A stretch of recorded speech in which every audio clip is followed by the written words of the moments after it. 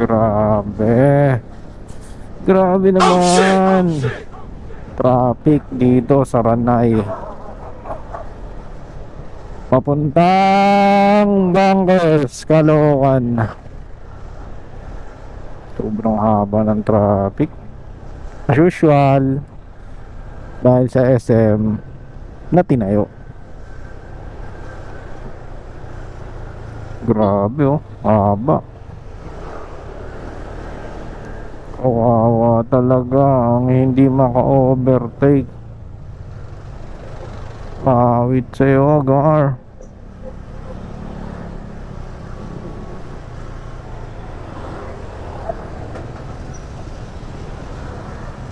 Patay na, counterflow na lahat. Sino na lang ang susunod at magbibigayan? Dito rin kasi dumadaan yung mga jeep na pabagong silang eh. Bagong silang, tas way ng papuntang Bagumbong. O, di ba? Wala nang bigayan. Saan sila dadaan? Siyempre kung pati ako sisiksik, magiging crowded. Damn. A few inches later. Nakikiraan mga papsi.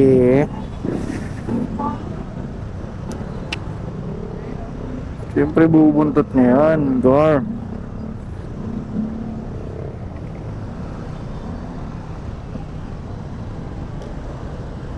Dito tayo. Dito tayo.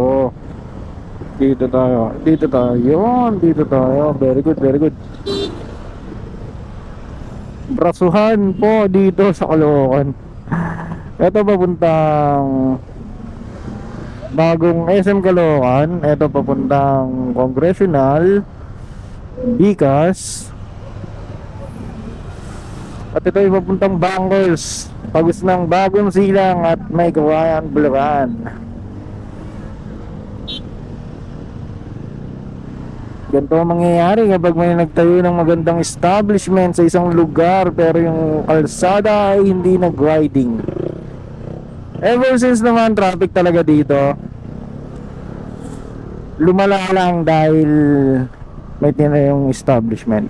Huwag natin isisi sa establishment na tumayo dahil business is business. Lalo na sa umaga mga kuyang, sobrang traffic dito. Alam niyo bakit? Meron diyang private school.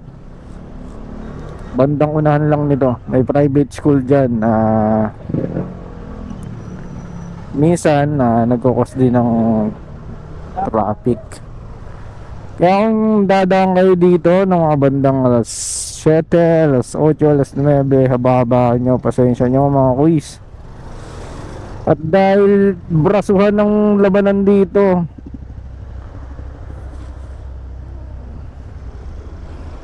brasuhan na tulad yan, traffic din yan papunta doon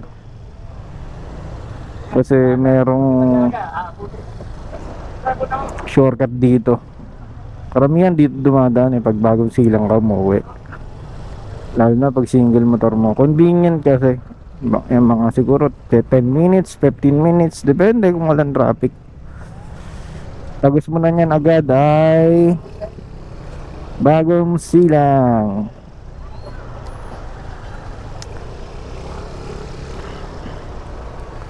Siguro kanina pa itong mga naka 4 wheels na to, kawawa naman sila. 2 hours later. Grabe oh. Tapos may ginagawa pang ganito, ganitong drainage. Sinira lang nila, ganyan yan oh, ganyan yung kakinis. Sinira nilang ganito, tapos hindi naman nila tinuloy. Kung kailan tagulan, saan nila gagawin? Wait sa inyo.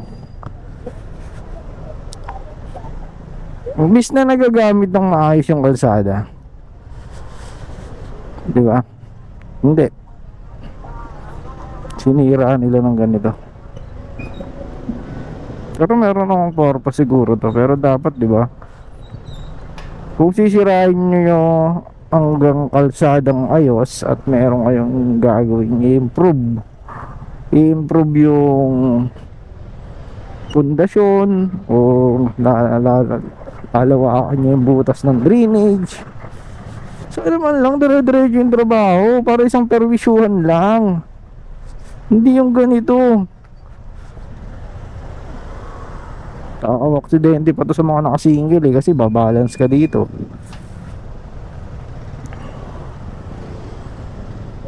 So 4 weeks okay lang kasi hindi ko naman record balance dyan Op, eto na po ang braswan ng pangalawang brasuhan sa Bangkos, Caloocan. 3 hours later.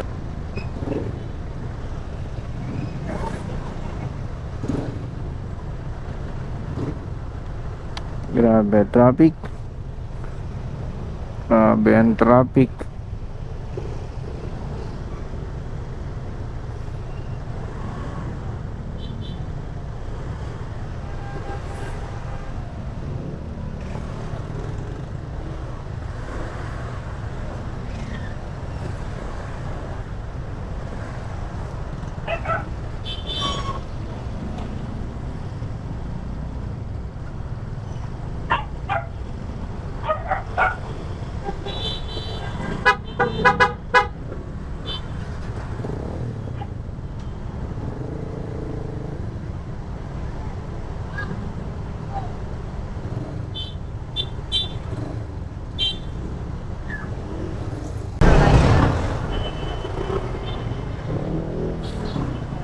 Woo!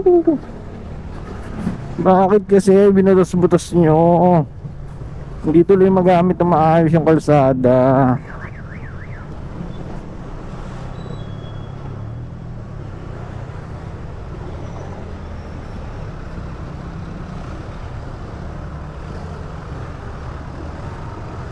Dami sumushortcut dito talaga.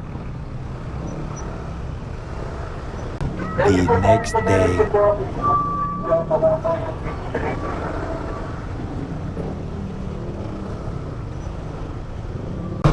Thousand years later.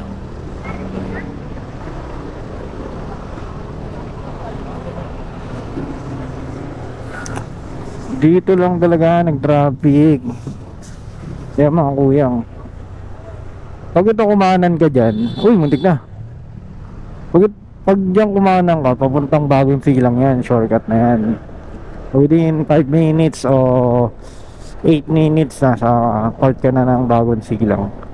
Ito naman pag diniretso mo, Bahay Pari na to. Dito medyo maluwag-luwag na yung traffic. Kaya sa lahat ng bumabiyahe dyan muli, Jopay, mag-iingat kayo mga kuyang. Happy Father's Day sa lahat ng tatay. Magigiting na tatay natin. Happy Father's Day, lalo na sa tatay ko, sa kapatid ko, sa bayaw ko, at sa lahat ng mga tropa ko na tatay at yung magiging tatay. Ingat kayo mga kuyang, ride safe.